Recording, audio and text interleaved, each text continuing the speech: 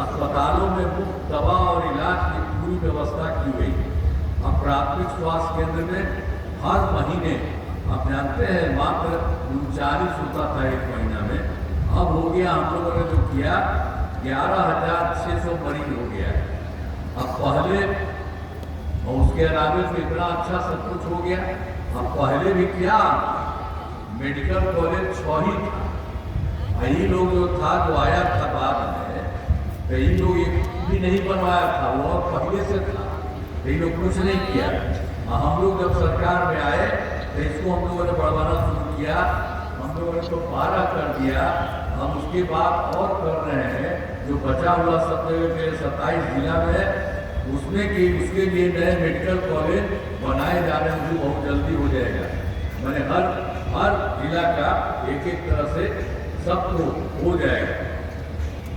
अब राज्य में सड़कों, पुल, पुलियों का निर्माण कराया गया है राज्य के सुदूर क्षेत्रों में। अब उसके बाद आप जाते हैं, सड़क, पुल, पुलिया ये सब हम लोग करा दिए थे। तो उसी में देखा कि भाई दूर वाले का कुछ कम समय लगे, तो उसी तरह से हुआ शुरू में कि 6 घंटे में वो बहुत दूर का जो इच्छा था उसको 6 घंटा में पटना में हो गया। 2016 की बात थी। अब उसके बाद फिर हम लोगों ने और आगे किया है। तो अब आप जान लीजिए कि बड़ी संख्या में सड़कों, पुलियों, बाईपास और एलिवेटेड का निर्माण किया गया है। और अब जो सबसे दूर से पटना आने में 5 घंटा में आ रहा है, तो इसी तरह से एक एक काम सब कुछ हुआ है। सबसे दूर वाले क्षेत्र में पटना पहुंचना संभव हुआ, इसे और बेहतर करने का प्रयास जारी है। अब इसके अलावे तो हम लोगों ने तो जो पहले जो काम किया वही बताए, और कर जानते ही हैं 2015 में 7 निश्चय के तहत काम हुआ, सब काम करा दिया। चाहे हर घर तक बिजली हो, हर घर नल का जल हो, हर घर शौचालय हो, जो पुलों को हो, पक्की सड़कों का, ये सब काम हुआ। और उसके बाद 2020 में 7 निश्चय 2 के तहत बहुत सारा काम किया है और सब काम हो रहा है। अब इसमें ग्रामीण सोलर स्ट्रीट लाइट, हर खेत तक सिंचाई का पानी, टेली मेडिसिन, बाल हृदय योजना पर तेजी से काम चल रहा है। और इसके अलावे भी हम लोगों ने ये तय किया कि 7 निश्चय 2 के अंतर्गत कि 10 लाख नौकरी और 10 लाख रोजगार शुरू कराएंगे। तो इसी के लिए हम लोगों ने काम शुरू किया। तब 10 लाख युवाओं का सरकारी नौकरी पूरा हो चुका है, लेकिन जो 10 लाख रोजगार था उसका इतना बढ़ते बढ़ते काम किया गया कि अब यहाँ तक रोजगार की बात है 40 लाख लोगों को रोजगार दे दिया गया। यानी 10 हम लोग किए थे, कपीस था, तब जानते हैं 10 और 40 50 हो गया लाख युवाओं का सरकारी नौकरी रोजगार। और इसके लिए हम लोगों ने अगले 5 साल के लिए तय कर दिया है कि अब 1 करोड़ युवाओं को नौकरी और रोजगार। तो अभी तो रोजगार का 710 है, अब तो बढ़िया, अगली बार इसका भी और खूब बढ़ेगा। तो ये सब काम हो रहा है। अब महिला सशक्तिकरण पर जोर दिया गया। आप जानते ही हैं कि सब तो पहले से किए ही थे, और उसी में शुरू में ही जो पंचायती राज संस्थाओं का हम लोगों ने निर्माण किया 2006 में और 2007 में नगर निकायों का, तो हम लोगों ने तय किया था कि 50% इसमें महिलाएं का आरक्षण हो। तो इसी के लिए ये दोनों में काम शुरू करके ये हो गया। और आप जानते हैं, आप पढ़ते पढ़ते 4 चुनाव हो चुका है दोनों का। तो आप समझ लीजिए कि 50% आरक्षण में महिलाओं का हो चुका है, मैंने लड़का का लड़की का अब बराबर इस तरह से हो गया। अब उसके अलावा 2013 में पुलिस में हम लोगों ने तय किया था कि पुलिस में भी महिलाओं को 35% का आरक्षण करेंगे, तो उसने कर दिया। अब हो गया 2013 में पुलिस में महिलाओं का 35% आरक्षण। अब जानते हैं, अब बिहार में पुलिस में महिलाओं की संख्या जो 35% की है, और देश के किसी राज्य में नहीं है 35% इसमें, ये बिहार में हो गया। अब उसके अलावा 2016 में महिलाओं को सरकारी नौकरियों में 25% आरक्षण दिया गया। पहले बिहार में स्वयं सहायता समूह की संख्या, उसके लिए भी तो हम पहले आपको बता दिए पंचायती राज संस्था और निकाय। तो इसमें क्या था, स्वयं सहायता समूह की भी संख्या वो पूरे देश का था।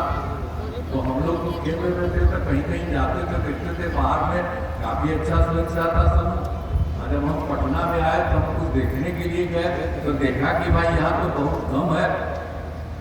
तो हम लोगों ने वर्ष 2006 में विश्व बैंक से कर्ज लेकर और राज्य में स्वयं सहायता समूह का गठन किया और उसी में हमने जीविका नाम दे दिया। आजीविका दीदियां उनको हम कहते हैं। तो ये सब काम उनका हो गया। अब जीविका दीदियों की संख्या 1,40,00,000। अब जानते जब हम कर रहे थे तो केंद्र में उस समय जो सरकार थी कांग्रेस वाला, वो भी कहा कि आपका तो अच्छा बन गया। फिर पूछा हमसे तो हमने कहा कि हमको जो लड़कियां रहती हैं उसमें स्वयं सहायता समूह में, उसका नाम हमने दिया है जीविका। आजीविका दीदियां कहते तो लोग को ठीक लगा। तो उसी समय से ये तो स्वयं सहायता समूह तो पूरे देश का था, तो वहाँ हमने जीविका कर दिया। तो लोग पूरे देश के लिए आजीविका भी कर दिया।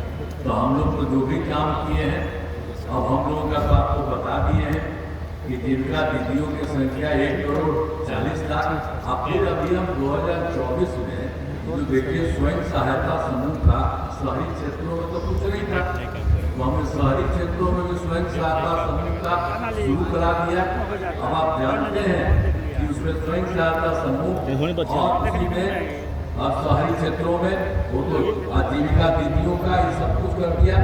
तो उसमें अभी जो शुरू किया है हम लोगों को 3,85,000 जीविका दीदियां होंगी।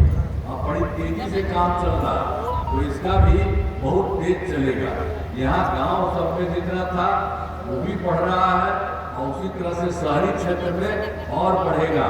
और उनके लिए हम लोग को स्वयं सहायता समूह आजीविका दीदियों के लिए और ज़्यादा मदद करने के लिए और उनको जितना ज़्यादा जो भी फायदा दिया जाए ये सब हम लोग काम करते हैं। अब कितना बढ़िया हो गई है, आप देखते हैं कहीं भी जाइए जीविका दीदियों को कितना अच्छा है, सब कुछ में जितना हो रही है सारा सब कुछ करा दिया हम लोगों ने।